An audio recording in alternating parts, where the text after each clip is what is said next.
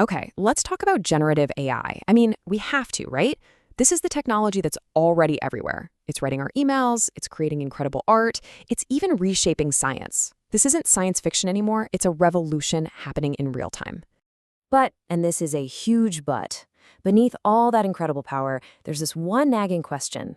We've built these tools that can create and calculate and communicate in ways that were honestly just a dream a few years ago. And as they get more and more powerful, the real challenge is becoming crystal clear. Can we actually control them? And that really gets to the core paradox of these tools. See, we look at them and we see this incredible intelligence, right? Something almost all-knowing. But the reality is, they are also fundamentally and sometimes, dangerously flawed. One of the biggest ethical hurdles isn't just that these AIs make mistakes. We all make mistakes. It's how they do it. They'll spit out a complete falsehood with the exact same authoritative, confident tone as they'd give you a proven fact. There's no hesitation, no little signal to tell you, hey, maybe double-check this one. This weird phenomenon actually has a name. It's called a hallucination. And it's exactly what it sounds like. It's when an AI just makes stuff up. It might invent a legal case that never happened, create a fake scientific study out of thin air, or give you totally wrong medical advice, all while sounding perfectly plausible. And that is the central flaw we really need to wrap our heads around. So this flaw, it creates a really tough dilemma for us, the people actually using it. Because the problem isn't just in the machine. A big part of it is actually in how we see it. It turns out we are psychologically wired to trust automated systems. It's a known thing. It's called automation bias. Think about it. We see a clean, quick, confident answer pop up on a screen, and our brain's default setting is to just accept it. We assume the machine knows better. And that, right there, is a really dangerous assumption to make. This slide really hits on the heart of the problem, the massive gap between what AI seems to be and what it actually is. On the one hand, we see it as knowledgeable, right? But some top researchers call it a probabilistic parrot. It's not thinking, it's just predicting the next most likely word based on tons of patterns it's seen. We think it's neutral and objective.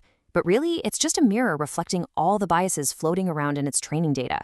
And maybe most important of all, it can't truly understand context because it has no lived experience. It's never felt anything.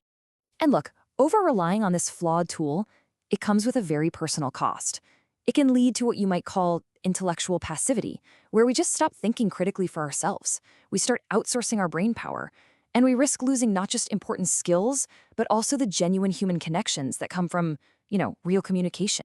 Okay, so let's widen the circle a bit. This trust dilemma we've been talking about becomes absolutely critical when AI moves from just writing our emails to operating in these really high-stakes professions. Take medicine, for instance. I mean, this is serious stuff. Research has shown that some AI models can actually underestimate a patient's suicide risk. This isn't some theoretical what-if problem. This is a life-or-death situation where just blindly trusting the machine could have absolutely devastating consequences. And what about the legal world? Well, an AI just doesn't understand the nuances of a specific case or the laws in your town. It can't give you reliable legal advice because it's missing that deep expertise and contextual understanding that a human lawyer brings to the table. Then there's academia, where the challenges are just as severe. The ease of generating text is raising huge concerns about academic fraud and plagiarism. It's something that could fundamentally threaten the integrity of our entire educational system.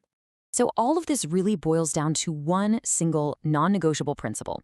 It doesn't matter what field we're talking about, medicine, law, whatever.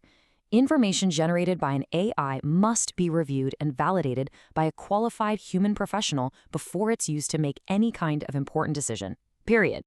And this brings us to a much larger point. As we zoom out even further, we start to see that generative AI isn't just a tool. It's like a mirror reflecting our entire society, both the good and, well, the bad. Just think about how this actually works. AI learns from the vastness of the internet. So guess what? It absorbs and then reinforces our existing societal biases. It automates tasks, which sounds great, but in doing that, it often hides the human labor that's still powering these systems behind the scenes. And because it's trained on these gigantic amounts of public data, our data, it raises huge questions about privacy and who really owns our collective knowledge. The systemic challenges here are just enormous. We're talking about a serious lack of transparency in how these algorithms even work. We're talking about the potential for mass emotional manipulation on a scale we've never seen. And yeah, even the risk of reinforcing extreme political ideologies. These aren't just technical glitches. These are deeply, profoundly human problems. So, with challenges this big, where do we possibly go from here? Well, the situation isn't hopeless, not at all. But the path forward is going to require deliberate, conscious action from all of us. The path forward seems to involve a few key steps. First, we've got to establish strong ethical and legal guidelines, real rules of the road. Second, we have to demand transparency from the companies building these tools. We deserve to know what's under the hood. Third, we also have to foster a culture of user responsibility and critical thinking. We need to be smarter users. And maybe above all, we must ensure there is always meaningful human oversight in the loop. And this is not a job for just a handful of programmers or policymakers to figure out. No way. Building a more ethical AI is going to require a massive effort from everyone. Governments, big companies, educators, and yeah, every single one of us. Because in the end, this powerful, flawed mirror is really just showing us who we are. The biggest ethical challenge here isn't programming the machine. It's looking at that reflection, at our biases, our flaws, our potential, and deciding what kind of society we truly want to build. So the real question is, are we ready for that?